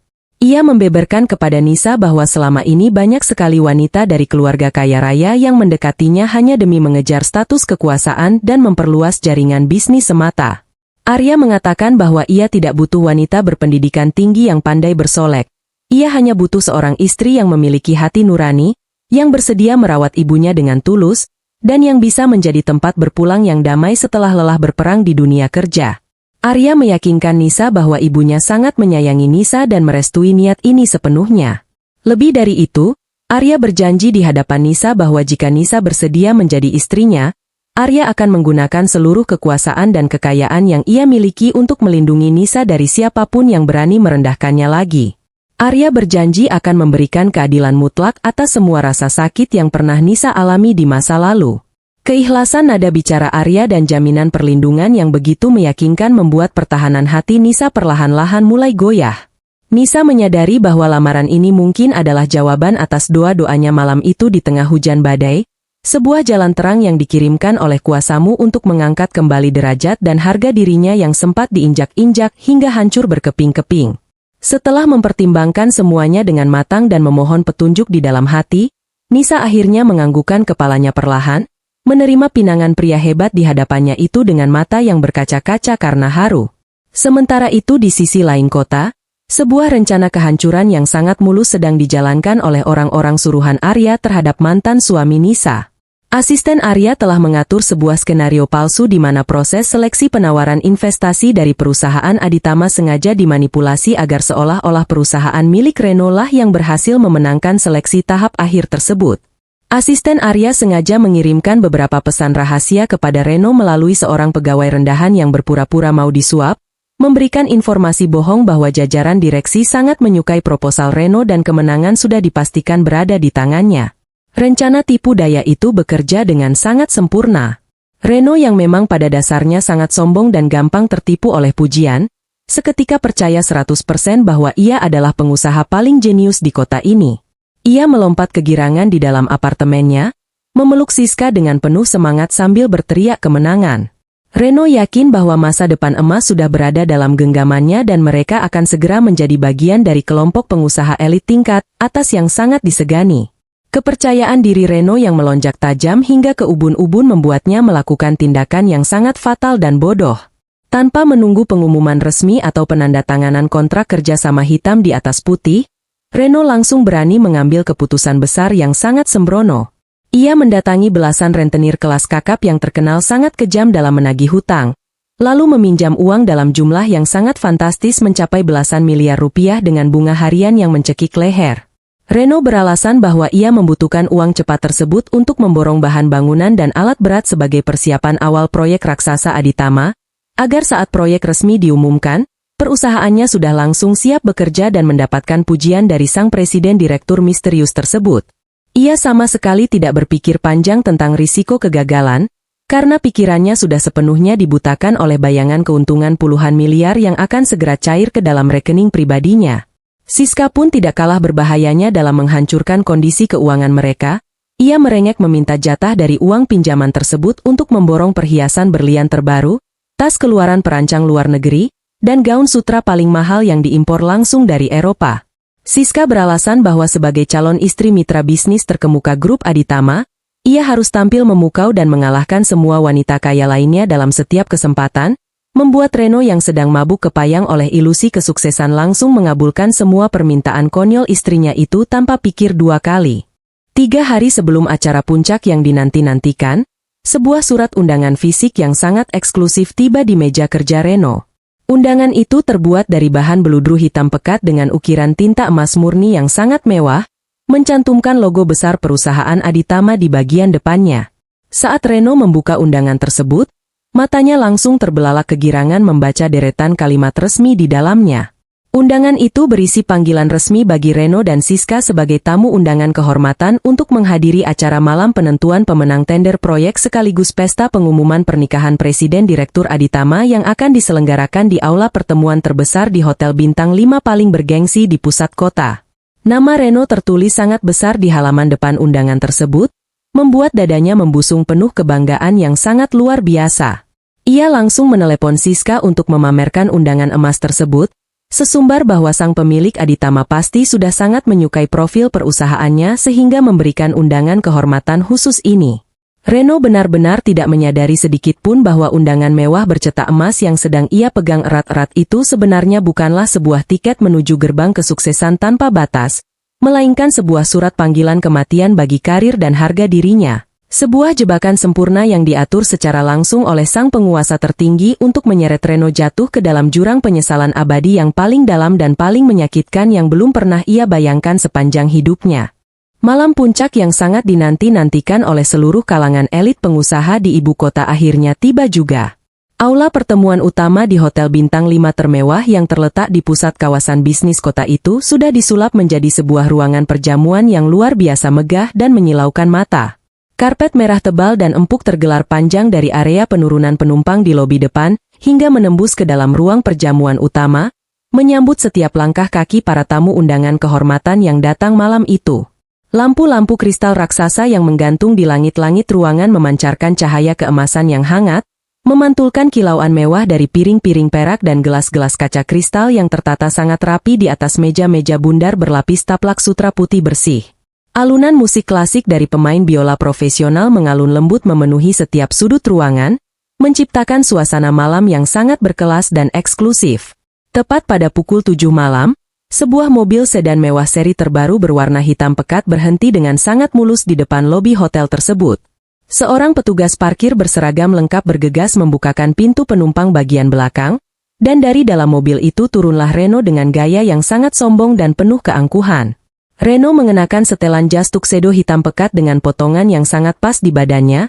Kain jas itu terlihat sangat mahal karena memang dipesan khusus dari penjahit ternama dengan harga puluhan juta rupiah. Meskipun sebenarnya seluruh biaya pakaian mewah itu dibayar menggunakan uang hasil pinjaman dari rentenir kejam berbunga tinggi. Siska segera menyusul turun dari sisi pintu yang lain. Penampilannya malam ini benar-benar dibuat sangat mencolok dan berlebihan untuk menarik perhatian semua orang. Siska mengenakan gaun malam panjang berwarna merah marun yang menjuntai menyapu karpet merah, leher dan pergelangan tangannya dipenuhi oleh perhiasan berlian palsu yang sengaja ia sewa demi memberikan kesan bahwa ia adalah istri dari seorang pengusaha super kaya yang sangat sukses. Mereka berdua berjalan melenggang penuh percaya diri memasuki lorong utama menuju ruang perjamuan. Dagu mereka terangkat sangat tinggi seolah-olah menganggap semua orang yang berpapasan dengan mereka hanyalah kumpulan manusia tidak berharga yang kedudukannya berada jauh di bawah telapak kaki mereka. Reno sama sekali tidak merasakan firasat buruk apapun malam itu. Pikirannya sudah sepenuhnya melayang dipenuhi oleh hayalan kemenangan mutlak, membayangkan besok pagi namanya akan menghiasi halaman utama seluruh surat kabar sebagai pemenang tender raksasa dari perusahaan Aditama dan ia akan resmi menjadi miliarder baru di kota ini. Setibanya di dalam ruang perjamuan yang sudah dipenuhi oleh ratusan tamu undangan dari berbagai kalangan pengusaha elit, Reno dan Siska segera membaur dengan kelompok pengusaha papan atas, meskipun sebenarnya tidak ada satupun dari para pengusaha besar itu yang benar-benar mengenal atau menghargai kehadiran Reno. Dengan mulut manisnya yang penuh tipu daya dan bualan kosong, Reno mulai menyombongkan diri di hadapan beberapa pimpinan perusahaan pesaing yang juga hadir malam itu. Reno bercerita dengan suara yang sengaja dikeraskan bahwa proyek bernilai triliunan rupiah dari perusahaan Aditama itu sebenarnya sudah dipastikan jatuh ke tangan perusahaannya secara tertutup sejak beberapa hari yang lalu. Ia berbohong dengan sangat lancar, mengklaim bahwa sang presiden direktur dari grup Aditama secara pribadi telah meneleponnya dan mengajaknya makan malam berdua untuk membahas detail kerjasama jangka panjang mereka. Padahal seumur hidupnya Reno belum pernah sekalipun melihat wajah penguasa tertinggi perusahaan raksasa tersebut. Beberapa pengusaha yang mendengarkan bualan Reno hanya bisa tersenyum kaku dan mengangguk sopan, meskipun di dalam hati mereka merasa sangat muak melihat tingkah laku pria sombong yang gayanya seperti orang kaya baru itu. Sementara itu di sudut ruangan yang lain, Siska sibuk memamerkan tas mahal dan perhiasan sewaannya kepada sekelompok istri pejabat dan sosialita kota. Siska dengan nada merendahkan mengkritik pakaian dan riasan tamu wanita lainnya, merasa bahwa dirinya adalah ratu kecantikan paling sempurna di ruangan tersebut malam ini. Keangkuhan pasangan suami istri itu benar-benar sudah mencapai titik puncaknya yang paling mengerikan. Mereka merasa seolah-olah seluruh dunia ini berada di dalam genggaman tangan mereka dan tidak ada satu kekuatan pun yang mampu menjatuhkan mereka dari puncak kejayaan palsu yang sedang mereka bangun. Mereka tertawa lepas sambil bersulang menggunakan gelas minuman mahal, merayakan kemewahan dan kekayaan yang sebenarnya sama sekali bukan milik mereka, merayakan sebuah istana pasir yang sebentar lagi akan hancur lebur disapu oleh keadilan dari kehendakmu yang mewujud melalui gelombang badai pembalasan yang sangat dahsyat. Di tengah segala kesombongan itu, Reno tidak menyadari bahwa beberapa petugas keamanan berseragam gelap yang berjaga di sudut-sudut ruangan terus-menerus mengawasi setiap gerak-geriknya melalui alat komunikasi rahasia, menunggu aba-aba langsung dari sang atasan untuk segera melaksanakan eksekusi hukuman malam ini. Tepat ketika jam besar di dinding aula menunjukkan pukul 8 malam, suara alunan musik biola yang sedari tadi menemani obrolan para tamu mendadak berhenti secara serentak. Lampu-lampu kristal utama di tengah ruangan perlahan-lahan meredup, menyisakan hanya beberapa lampu sorot kecil yang diarahkan langsung ke pintu masuk utama ruangan perjamuan yang terbuat dari kayu mahoni berukir tebal. Suasana bising di dalam ruangan itu seketika berubah menjadi keheningan yang penuh dengan antisipasi. Semua tamu undangan menghentikan percakapan mereka dan menoleh ke arah pintu masuk, menduga bahwa sang presiden direktur misterius yang sangat berkuasa itu akan segera menampakkan dirinya di hadapan publik untuk pertama kalinya. Pintu kayu raksasa itu kemudian terbuka perlahan tanpa menimbulkan suara decitan sedikit pun, didorong oleh dua orang penjaga berseragam rapi dari luar. Namun sosok yang berdiri di ambang pintu tersebut bukanlah seorang pria berjas formal seperti yang diharapkan oleh semua orang, melainkan seorang wanita yang kecantikannya begitu luar biasa memukau, hingga membuat seluruh pasang mata di ruangan itu menahan napas karena kagum. Wanita itu adalah Nisa. Penampilan Nisa malam ini benar-benar sudah berubah total dan tidak bisa dikenali lagi jika dibandingkan dengan sosok wanita malang berbaju lusuh yang diusir saat hujan badai beberapa waktu yang lalu. Nisa mengenakan sebuah gaun malam bertahtakan taburan kristal berkilauan yang dirancang khusus oleh desainer kelas dunia. Potongan gaun itu sangat anggun dan elegan, melekat sempurna menutupi tubuhnya dengan warna perak kebiruan yang memantulkan cahaya lampu bagaikan bintang di langit malam.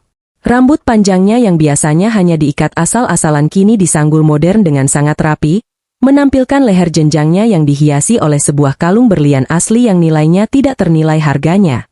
Riasan wajah Nisa dibuat sangat natural namun mampu menonjolkan fitur kecantikan aslinya yang selama ini tertutup oleh debu jalanan dan penderitaan hidup. Nisa melangkah masuk melewati karpet merah dengan gerakan yang sangat pelan dan penuh keanggunan. Ia meyakini dalam hati bahwa takdir MU tidak akan pernah salah arah dalam membalikan roda kehidupan umat manusia. Setiap langkah kakinya menebarkan pesona magis yang membuat para tamu pria menatap tanpa berkedip dan para tamu wanita berbisik-bisik penuh rasa iri, sekaligus penasaran mempertanyakan identitas wanita bangsawan misterius yang baru saja hadir mencuri seluruh perhatian di pesta super eksklusif malam ini. Reno yang saat itu sedang berdiri di dekat meja hidangan utama bersama Siska, ikut menolehkan kepalanya untuk melihat siapa sosok tamu agung yang baru saja masuk dan membuat semua orang terpukau itu. Pada awalnya Reno tidak mengenali sosok wanita bergaun perak tersebut karena jarak mereka yang masih cukup jauh dan pencahayaan ruangan yang agak remang-remang. Namun ketika Nisa terus melangkah maju menyusuri karpet merah dan kebetulan melewati area tempat Reno berdiri, mata Reno seketika terbelalak lebar seakan-akan bola matanya mau melompat keluar dari tempatnya. Jantung Reno berdegup sangat kencang. Ia mengucek matanya berulang kali mencoba memastikan bahwa penglihatannya tidak sedang menipu dirinya sendiri akibat pengaruh minuman yang ia tenggak. Siska yang berada di sebelahnya juga langsung menutup mulutnya dengan tangan, wajahnya berubah pucat pasi karena terkejut setengah mati menyadari bahwa wanita bak ratu sejagat itu adalah Nisa, mantan istri gembel yang baru saja mereka siram dengan kopi panas di lobi kantor kemarin. Rasa terkejut di hati Reno seketika berubah menjadi amarah yang sangat mendidih dan rasa gengsi yang luar biasa tinggi.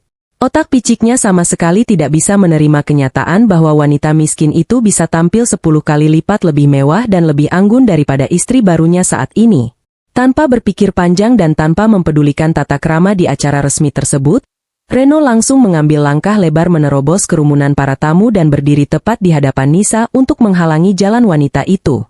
Dengan suara baritonnya yang sangat kasar dan menggema memecah keheningan ruangan, Reno menunjuk wajah Nisa tepat di depan hidungnya. Reno berteriak menuduh Nisa sebagai maling yang tidak tahu malu, menuduh Nisa pasti sudah menyelinap masuk ke ruang ganti artis atau kamar tamu petinggi hotel untuk mencuri gaun mewah dan perhiasan berlian tersebut. Reno tertawa mengejek dengan sangat keras, mengatakan kepada seluruh tamu yang ada di sana bahwa wanita ini aslinya hanyalah seorang gelandangan kotor dan petugas kebersihan rendahan yang sengaja menyusup masuk ke pesta elit ini, hanya untuk mencuri makanan sisa. Siska ikut berlari mendekat dan berdiri di samping Reno, menimpali tuduhan suaminya dengan cacian yang tidak kalah menyakitkan, menyuruh Nisa untuk segera melepaskan gaun hasil curian itu sebelum dilaporkan ke polisi. Puncak kebrutalan Reno terjadi ketika ia dengan sangat kasar mencengkeram pergelangan tangan Nisa yang masih berbalut perban tipis akibat luka bakar kemarin, menarik tangan Nisa dengan sangat kuat hingga Nisa meringis kesakitan. Reno menoleh ke arah pintu masuk dan berteriak memanggil para petugas keamanan hotel, menyuruh mereka dengan nada memerintah untuk segera menyeret gembel pencuri ini keluar dari ruangan dan melemparkannya ke tempat sampah belakang hotel agar tidak merusak pemandangan para tamu undangan yang terhormat. Tepat ketika 2 orang petugas keamanan berseragam hitam bergerak maju mendekati posisi keributan tersebut, seluruh lampu ruangan tanpa terkecuali tiba-tiba padam total seketika, membuat aula luas itu tenggelam dalam kegelapan pekat selama beberapa detik dan memicu suara kepanikan kecil dari beberapa tamu wanita. Suasana tegang itu kemudian dipecahkan oleh suara dentuman musik instrumental berirama sangat cepat dan berat yang menggelegar dari seluruh pengeras suara di sudut ruangan, menghadirkan aura ketegangan luar biasa yang merindingkan bulu kuduk siapapun yang mendengarnya. Bersamaan dengan dentuman musik tersebut, sebuah lampu sorot putih yang sangat terang menyala dari atap ruangan, menyorot lurus tepat ke arah anak tangga teratas dari tangga putar raksasa yang menghubungkan balkon lantai 2 dengan aula utama di lantai bawah. Di ujung tangga yang tersorot cahaya benderang itulah, berdiri sosok Arya dengan postur tegap sempurna dan aura dominasi kekuasaan yang sangat pekat menguar dari setiap inci tubuhnya. Arya mengenakan setelan jas formal berwarna hitam kelam yang dirancang dengan sangat presisi, wajahnya terlihat sangat dingin tanpa ekspresi sedikit pun, namun sepasang mata elangnya menyorotkan kemarahan yang luar biasa mematikan, tatapan mata yang seolah sanggup membakar siapapun yang berani menentangnya malam ini. Para tamu undangan yang awalnya berbisik-bisik bingung kini serempak menahan napas dan menundukkan kepala mereka sedikit sebagai tanda penghormatan yang sangat dalam, menyadari bahwa penguasa sesungguhnya dari dunia bisnis ibu kota akhirnya turun tangan secara langsung. Arya mulai melangkahkan kakinya menuruni anak tangga marmer itu satu demi satu dengan gerakan pelan namun penuh perhitungan. Setiap ketukan sepatu kulit mahalnya yang bersentuhan dengan lantai marmer, seakan menjadi detak waktu penghitungan mundur menuju kehancuran total bagi Reno. Kerumunan tamu undangan yang sebelumnya berdesakan menutupi karpet merah mendadak membelah diri menjadi dua bagian, memberikan jalan yang sangat luas bagi langkah Arya, persis seperti lautan yang membelah memberikan jalan bagi seorang raja yang sedang murka. Arya berjalan lurus membelah kerumunan tanpa melirik ke kiri dan ke kanan, tatapan matanya terkunci rapat lurus ke arah tangan kotor Reno yang masih mencengkeram kasar pergelangan tangan Nisa. Udara di sekitar Reno mendadak terasa membeku. Pria sombong yang beberapa detik lalu berteriak bagaikan penguasa dunia itu kini mendadak kehabisan kata-kata. Kakinya mulai bergetar hebat saat menyadari bahwa tatapan membunuh sang presiden direktur itu terarah tepat kepadanya, membuat nyalinya seketika menciut habis hingga ke akar-akarnya tanpa tersisa sedikit pun. Begitu Arya tiba tepat di hadapan mereka bertiga, tanpa membuang waktu satu detik pun, Arya mengangkat tangan kanannya dan menepis cengkeraman tangan Reno dari pergelangan tangan Nisa dengan satu hempasan keras yang sangat bertenaga. Saking kerasnya hempasan tersebut, tubuh Reno terdorong mundur ke belakang kehilangan keseimbangan, kakinya tersandung ujung karpet merah hingga pria arogan itu jatuh tersungkur dengan posisi memalukan di hadapan ratusan pasang mata pengusaha elit kota. Arya segera menarik tubuh Nisa dengan lembut ke belakang punggung lebarnya, memposisikan dirinya sebagai perisai pelindung yang sangat kokoh untuk memastikan tidak ada satu orang pun yang berani menyentuh atau melukai wanita itu lagi. Asisten pribadi Arya dengan sigap melangkah maju dan menyodorkan sebuah mikrofon tanpa kabel ke tangan bos besarnya. Arya menerima mikrofon itu, menarik napas dalam-dalam, lalu dengan suara baritonnya yang sangat dingin, tajam, dan menggema ke seluruh penjuru ruangan besar itu, Arya mengumumkan sebuah kenyataan yang langsung membuat jantung Reno berhenti berdetak. Arya mengumumkan kepada seluruh tamu yang hadir untuk menjadi saksi, seraya memerintahkan Reno untuk menyingkirkan tangan kotornya dan tidak pernah berani menyentuh istrinya lagi.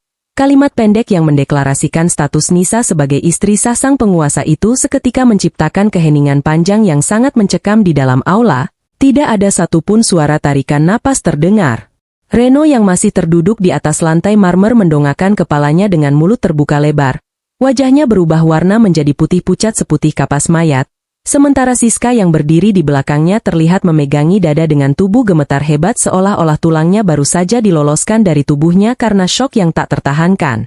Arya menatap langsung ke dalam mata Reno yang dipenuhi teror ketakutan, lalu melanjutkan pengumumannya dengan nada datar yang jauh lebih mematikan daripada senjata tajam manapun. Di hadapan ratusan petinggi perusahaan yang menjadi saksi bisu malam itu, Arya menyatakan dengan sangat tegas bahwa proposal tender dari perusahaan Reno ditolak secara permanen dan nama perusahaan Reno dimasukkan ke dalam daftar hitam seluruh asosiasi bisnis di ibu kota untuk selamanya. Namun hukuman dari jalan Allah yang dihadirkan melalui tangan Arya belum selesai sampai di situ. Arya dengan tenang mengungkapkan fakta yang menjadi pukulan penutup paling telak. Ia menyatakan bahwa perusahaan Aditama telah secara diam-diam mengakuisisi seluruh hutang-hutang piutang Reno dari belasan rentenir kelas kakap di luar sana. Mulai detik ini juga, berlandaskan surat perjanjian pinjaman yang sah dan karena kegagalan Reno membayar bunga hutang tersebut, seluruh aset milik Reno, termasuk perusahaan bodong yang ia banggakan, rumah mewah yang ia tempati, seluruh isi rekening bank, hingga mobil mewah pinjaman yang dipakainya malam ini, resmi disita tanpa ampun dan seluruh sertifikat kepemilikannya telah berganti nama secara hukum menjadi hak milik penuh Nisa, sebagai bentuk ganti rugi kecil atas seluruh pengorbanan keringat Nisa yang pernah dirampas secara kejam di masa lalu. Mendengar rentetan keputusan mutlak yang dijatuhkan dari mulut sang penguasa bisnis tersebut, Reno seketika merasa langit runtuh menimpanya bertubi-tubi tanpa ampun, kakinya lumpuh tidak bisa berdiri lagi. Dan pikirannya mendadak kosong menyadari bahwa dalam hitungan detik ia baru saja jatuh terhempas dari puncak kesombongannya menjadi gembel miskin paling hina yang menanggung hutang abadi tanpa memiliki apa-apa lagi di dunia ini. Suasana di dalam aula perjamuan yang luar biasa mewah itu mendadak berubah menjadi sangat sunyi dan mencekam setelah sang presiden direktur menjatuhkan hukuman telaknya kepada Reno. Ratusan tamu undangan kelas atas yang sebelumnya sibuk berbincang santai kini hanya bisa berdiri mematung menahan napas, menyaksikan langsung bagaimana seorang pria sombong baru saja dihancurkan masa depannya hanya dalam hitungan detik. Keheningan itu perlahan-lahan mulai pecah tergantikan oleh suara bisik-bisik cibiran dari kerumunan pengusaha elit yang ada di sana. Mereka yang beberapa menit lalu tersenyum mendengarkan bualan Reno kini terang-terangan menatap pria itu dengan tatapan jijik dan penuh penghinaan. Mereka menyadari bahwa pria yang berani berteriak kasar di acara super mewah ini ternyata hanyalah seorang penipu miskin yang tumpukan hutangnya baru saja dibeli secara tunai oleh penguasa tertinggi di ruangan tersebut. Siska yang masih berdiri kaku di belakang Reno mulai merasakan hawa dingin yang sangat menusuk tulangnya. Otak Siska yang biasanya lambat kini bekerja dengan sangat cepat memproses kenyataan mengerikan yang baru saja ia dengar. Siska menyadari dengan sangat jelas bahwa status Reno saat ini bukan lagi seorang direktur perusahaan yang menjanjikan masa depan cerah, melainkan seorang gelandangan hina yang menanggung hutang belasan miliar rupiah kepada rentenir kejam. Dan Siska tahu betul bahwa para penagih hutang itu tidak akan segan-segan menyiksa siapapun yang terikat hubungan dengan target mereka.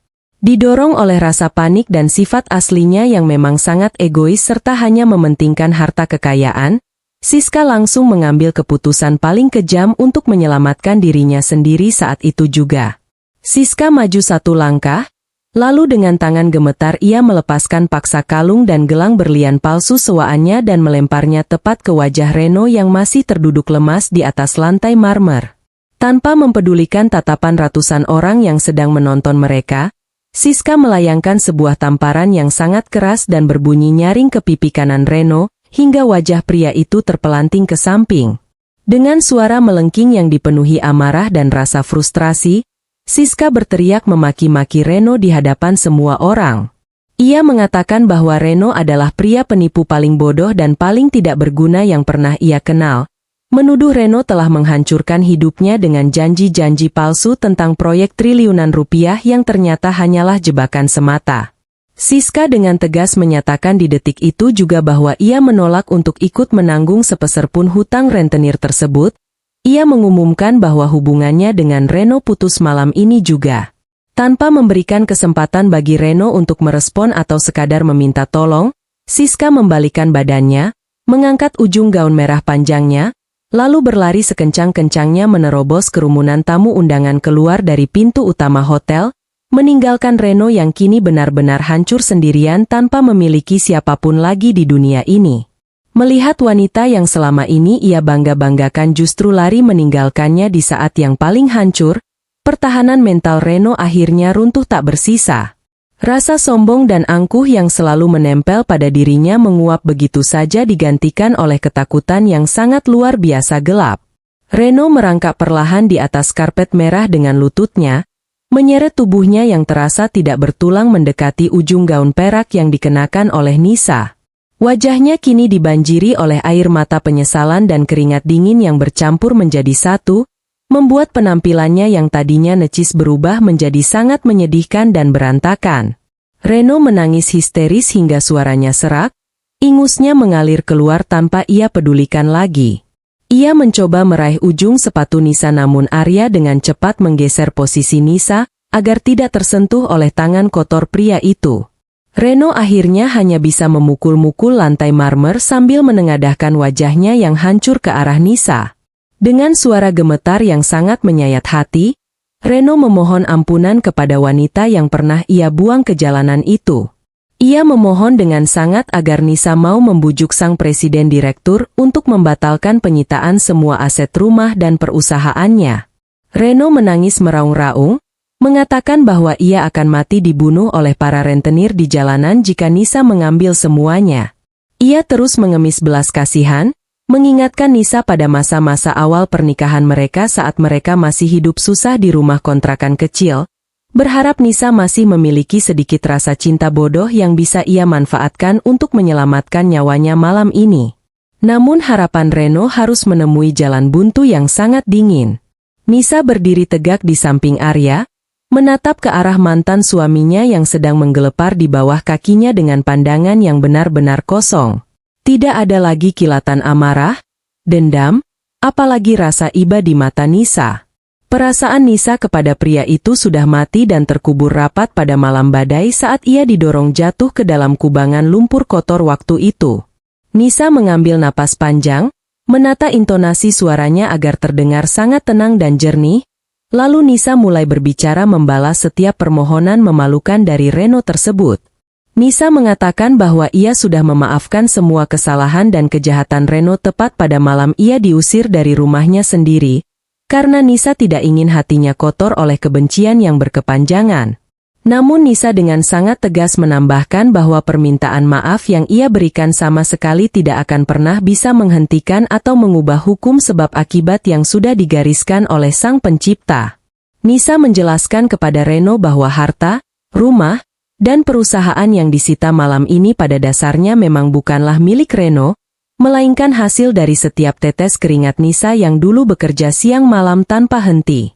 Nisa mengatakan bahwa ini bukanlah bentuk balas dendam darinya, melainkan cara Allah untuk mengembalikan hak orang yang terzalimi kepada pemilik aslinya. Nisa menyuruh Reno untuk menerima hukuman ini sebagai bentuk tanggung jawab atas semua kesombongan dan pengkhianatan yang selama ini selalu ia banggakan. Pernyataan Nisa yang begitu tenang namun mematikan itu menjadi pukulan terakhir yang memadamkan seluruh sisa harapan hidup di mata Reno.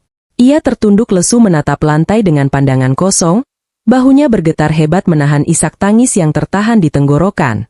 Arya yang merasa sangat muak melihat keberadaan pria parasit ini di dalam acara bahagianya segera memberikan kode isyarat kepada kepala petugas keamanan hotel yang berjaga di dekat pintu. Dalam hitungan detik, 2 orang petugas keamanan bertubuh sangat kekar dan tinggi besar melangkah maju menghampiri Reno. Mereka mencengkeram erat bagian kerah belakang jas mahal yang dikenakan Reno, lalu dengan kasar menyeret tubuh pria itu berdiri. Reno mencoba meronta dan menendang-nendang sambil terus memanggil-manggil nama Nisa dengan suara putus asa, namun tenaganya sama sekali tidak sebanding dengan kekuatan kedua petugas terlatih tersebut. Para petugas itu menyeret Reno membelah kerumunan tamu yang memberikan jalan sambil menatap rendah ke arah pria malang itu. Reno diseret keluar dari kehangatan ruangan perjamuan, melewati lorong-lorong panjang, hingga akhirnya pintu belakang hotel yang mengarah langsung ke area pembuangan sampah dibuka dengan kasar. Para petugas itu melemparkan tubuh Reno keluar gedung tepat di saat hujan malam mulai turun dengan sangat deras.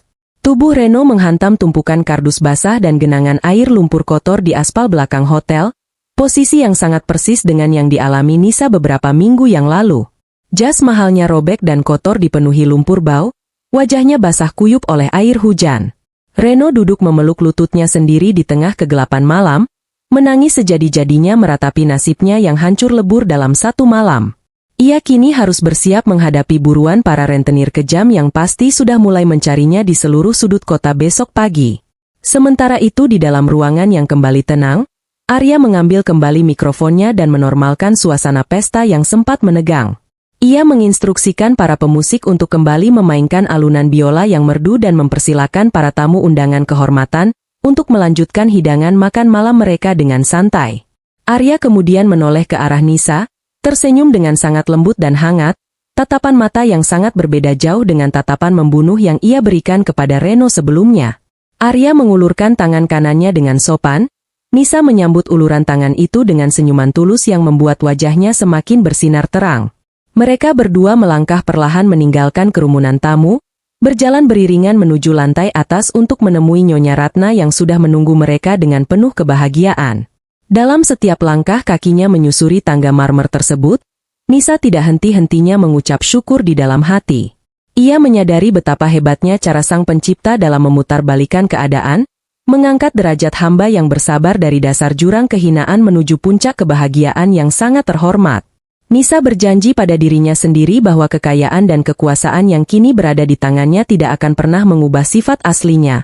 Ia akan menggunakan harta tersebut untuk menolong banyak orang susah agar tidak ada lagi orang-orang yang merasakan kelaparan dan kedinginan di jalanan seperti yang pernah ia alami. Malam itu menjadi saksi bisu berakhirnya penderitaan panjang seorang wanita tulus, sekaligus menjadi malam kehancuran mutlak bagi pria sombong yang tidak tahu cara bersyukur atas nikmat yang ia miliki. Pesan moral dan hikmah cerita. Kisah perjalanan hidup Nisa memberikan kita pelajaran yang sangat berharga tentang arti kesabaran, ketulusan, dan betapa nyatanya hukum tabur tuai di dunia ini. Jangan pernah sekali-kali kita menyakiti, mengkhianati, atau membuang orang yang tulus mendampingi kita dari titik terendah hanya karena kita sudah mencapai puncak kesuksesan, karena kesuksesan itu sendiri seringkali merupakan ujian dari Allah untuk melihat seberapa bersyukurnya kita. Ketulusan hati untuk menolong sesama makhluk Tuhan tanpa mengharapkan imbalan materi pasti akan selalu mendapatkan ganjaran yang jauh lebih besar dan tidak terduga dari jalanmu. Ingatlah bahwa roda kehidupan selalu berputar, Orang yang hari ini kita hina dan kita injak-injak harga dirinya bisa saja esok hari menjadi orang yang kedudukannya jauh di atas kita. Tetaplah menjadi orang baik meskipun dunia memperlakukan kita dengan sangat kejam, karena kebaikan yang sejati akan selalu menemukan jalan pulangnya sendiri menuju kebahagiaan yang abadi. Terima kasih sudah mendengarkan cerita drama kehidupan yang penuh emosi ini sampai akhir. Jika kalian semua merasa terhibur dan mendapatkan pelajaran berharga dari kisah Nisa dan Arya hari ini, jangan lupa untuk meninggalkan tanggapan kalian di kolom komentar di bawah. Tekan tombol like untuk mendukung karya kami, dan pastikan kalian sudah klik tombol subscribe serta menyalakan lonceng notifikasi di channel Cerita di Balik Luka agar tidak ketinggalan video-video cerita seru dan menegangkan lainnya setiap minggu. Sampai jumpa di kisah seru Cerita di Balik Luka berikutnya.